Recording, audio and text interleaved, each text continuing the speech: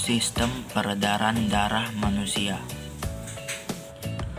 Pokok bahasan yang akan kita bahas adalah satu, jenis-jenis darah. Kedua, organ peredaran darah. Yang ketiga, peredaran darah ganda. Yang keempat, gangguan sistem peredaran darah.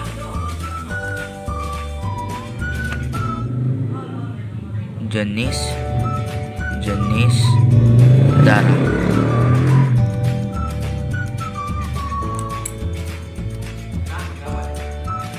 Satu,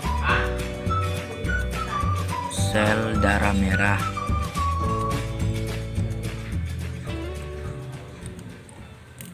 Atau yang biasa kita sebut dengan eritrosit.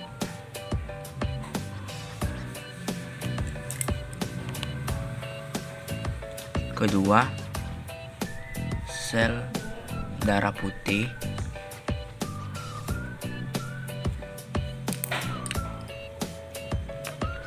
Yang biasa kita sebut dengan leukosit.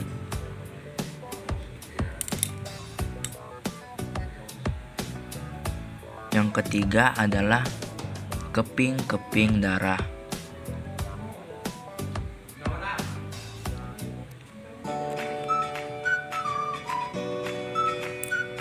Atau yang biasa kita sebut dengan trombosit.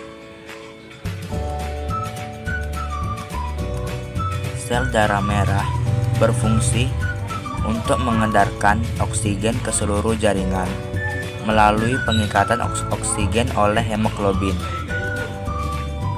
Sel darah putih dibedakan menjadi dua jenis, yaitu granulosit dan agranulosit.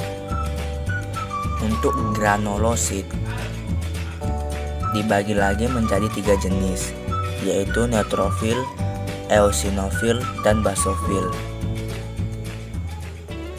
Neutropil berjumlah 60% dari jumlah sel darah putih. Eosinofil berjumlah 1-3% dari jumlah sel darah putih. Basofil berjumlah kurang dari 1% dari jumlah sel darah putih. Untuk agranulosit dibagi menjadi dua jenis, yaitu limfofit dan monosit. Limfofit berjumlah 30% dari jumlah sel darah putih. Monosit berjumlah 3-8% dari jumlah sel darah putih. Yang ketiga adalah keping-keping darah atau trombosit. Keping-keping darah berfungsi dalam hemostasis atau penghentian perdarahan, perbaikan pembuluh darah yang robek, dan pembekuan darah.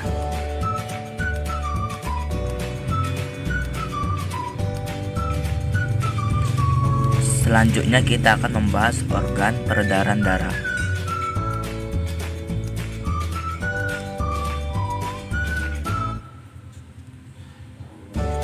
Yaitu jantung.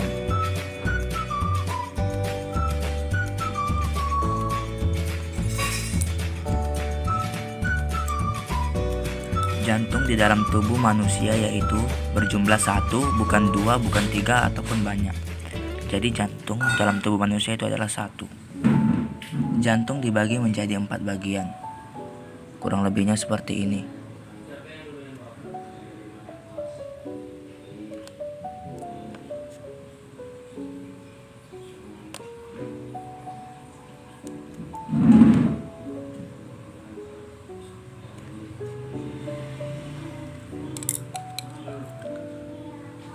Di bagian atas yaitu atrium.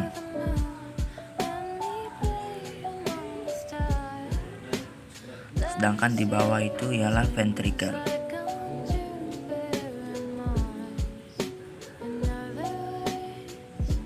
Di sini adalah atrium kiri, sedangkan di sini adalah atrium kanan. Kenapa di sini atrium kiri? Karena melihatnya secara terbalik ya. Selanjutnya ini ventrikel kiri dan ini ventrikel kanan. Kurang lebih gambarnya seperti ini. Selanjutnya kita akan membahas tentang peredaran darah ganda.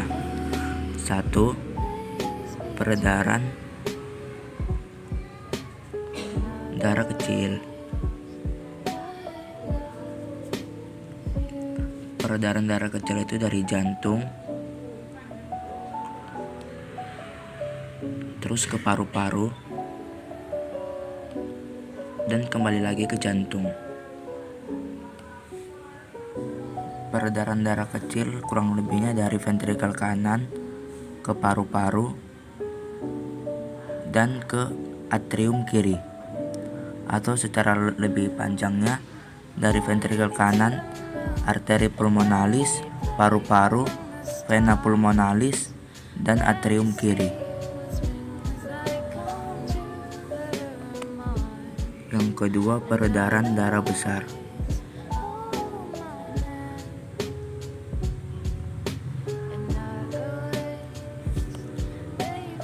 Yaitu dari jantung ke seluruh tubuh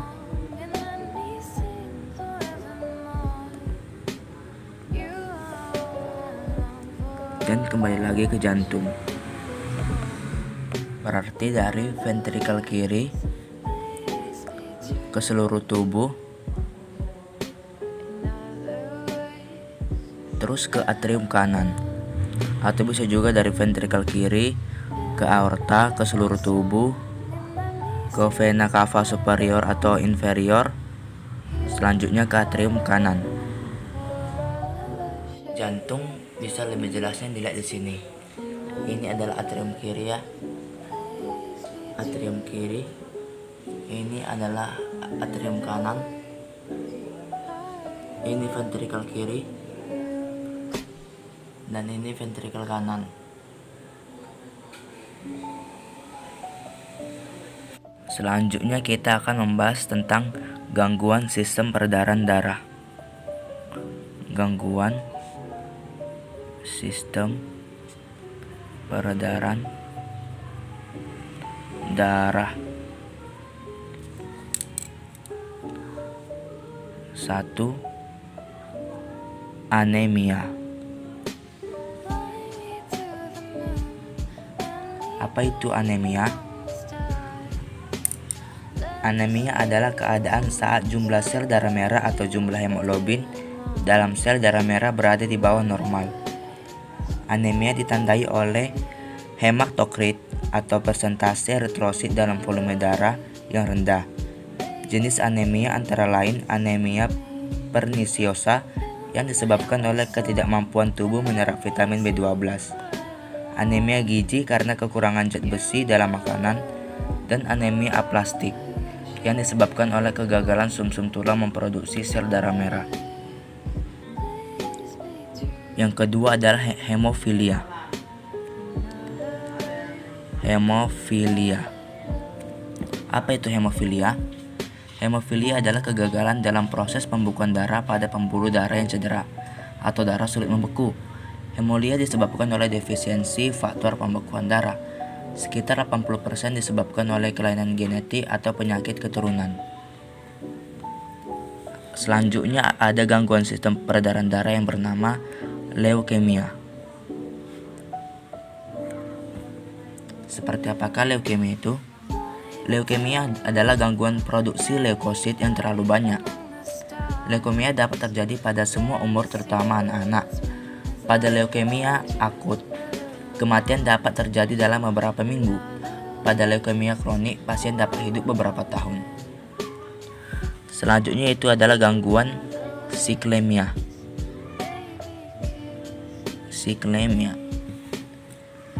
Siklemia adalah penyakit genetik akibat mutasi gen yang menyebabkan sel darah memiliki hemoglobin abnormal, sehingga kekurangan jumlah oksigen berbentuk seperti bulan sabit.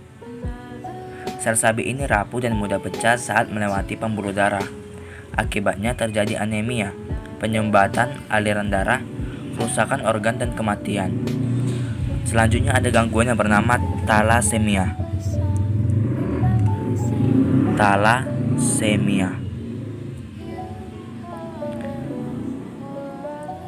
Penyakit talasemia adalah penyakit keturunan yang terjadi akibat kelainan sel darah merah.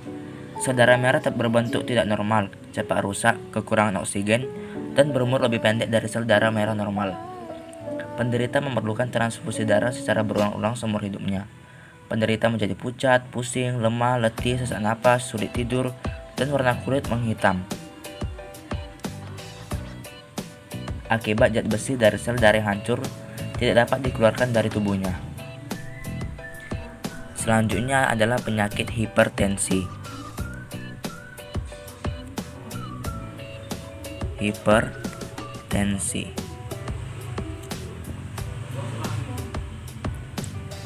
Hipertensi adalah tekanan darah arteri meningkat hingga di atas normal. Misalnya, di atas 140 mmHg sistol atau 99 mmHg diastol. Hipertensi dapat mengakibatkan pecahnya pembuluh darah dan stroke atau tersumbatnya arteri otak. Selanjutnya ada hipotensi. Apa sih hipotensi itu? Hipotensi adalah tekanan darah arteri menurun hingga di bawah normal. Misalnya kurang dari 90 mmHg sistol atau 60 mmHg diastol. Penyebab hipotensi yaitu kehamilan, berbaring terlalu lama karena sakit, konsumsi obat pelangsing yang berlebihan, dan dehidrasi. 8. Arteriosklerosis.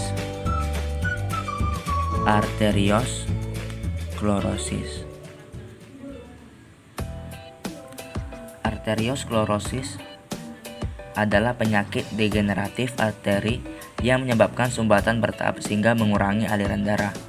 Di bawah lapisan dalam arteri terdapat plak-plak lemak. Hal tersebut dapat disebabkan oleh kolesterol teroksidasi, radikal bebas, tekanan darah tinggi, homosistein, bahan kimia yang dibebaskan dari sel lemak, dan bakteri atau virus perusak dinding pembuluh darah. Selanjutnya ada penyakit jantung koroner. Jantung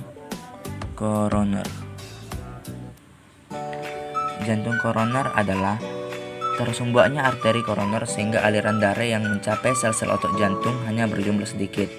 Jantung koroner dapat disebabkan oleh kebiasaan merokok, makanan berkolesterol tinggi, kegemukan, diabetes mellitus, penuaan, tekanan darah tinggi, dan faktor keturunan.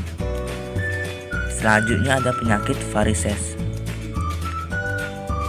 Penyakit varises mungkin sudah sering terdengar di telinga kita. Jadi apa sih penyakit varises itu? Penyakit varises adalah pelebaran pembuluh darah vena, biasanya pada anggota tubuh bawah, misalnya betis. Varises disebabkan oleh menurunnya elastisitas pembuluh vena, misalnya karena terlalu lama berdiri atau memakai sepatu berhak tinggi, yang memaksa vena bekerja lebih berat.